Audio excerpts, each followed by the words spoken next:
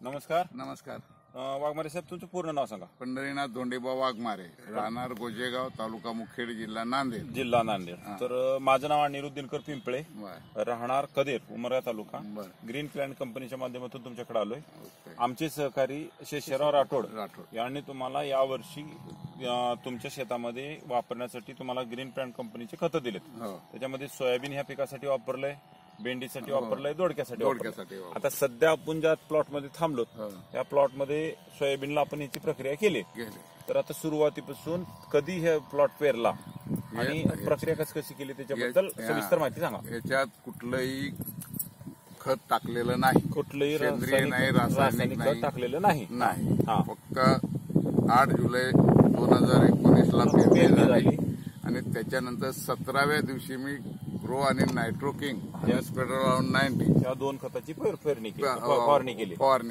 याची फवारणी किती झाली साहेब? आता याची फवारणी 3 वेळेस झाली. 3 वेळेस फवारणी झाली, प्रत्येक 8 दिवसाच्या फरकाने. 8 दिवसाच्या. आता सध्या जर बघितलं तर तुम्ही ब्लूम आणि नायट्रो किंग ही शेवट फ्लावरिंग चालू झाल्यावर फवारणी चालू केली, बरोबर आहे का?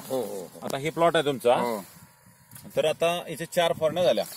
आता हे मारल्याचा आपल्या ह्या सोयाबीनला काय फरक पडला किंवा काय माहिती झाली? भरपूर फरक पडलेला आहे, कारण का याची वाढ चांगल्या प्रकारे झाली. वाढ जर बघितली आणि फुटवे भरपूर फुटलेले आहेत. आता हे जर बघितलं ना, तर आता हे मी हात इथं टेकवतो तर साधारण उंची 2 ते 2.5 फुटापर्यंत उंची आहे, बरोबर आहे का? जास्त आहे. 3-3.5 आता हे तुमच्या मांडीला आहे, बरोबर आहे का? 3 फूट 3.5 फूट. नुसतं वाढ झाली असं नाही, तर फुलाचं प्रमाण आहे. इकडे राजसर इथं फुटव्या सहित आहे.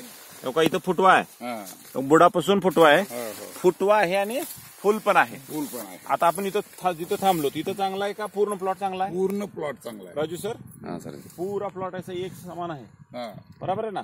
ऐसा नीचे ऊपर नाही आहे, खालीवर नाही. गावातले लोक सुद्धा मला विचारतात इथून टॉयलेटला जात असताना ओपन मध्ये, साहेब काय मग केलंय तुमच्या प्लॉटला, एवढं ओटा आल्यासारखा आलाय. मी त्यांना सरळ सांगितलं फक्त ग्रीन प्लॅनेटच्या औषधेचा स्प्रे घेतलेला आहे. ग्रीन प्लॅनेटच्या औषधाचा फवारणी केलेली आहे. त्याचा फायदा जर बघितला तर एक समान, बरोबर आहे का? कुठं असं डॉट नाही साहेब. त्याच्यानंतर पान जर बघितलं तर पान हे काळं आहे, बरोबर आहे ना? म्हणजे असं याच्यामध्ये रग भरपूर आहे. आणि या वर्षी जर बघितलं तर आपल्याकडे पावसाचं प्रमाण कमी आहे, बरोबर आहे ना?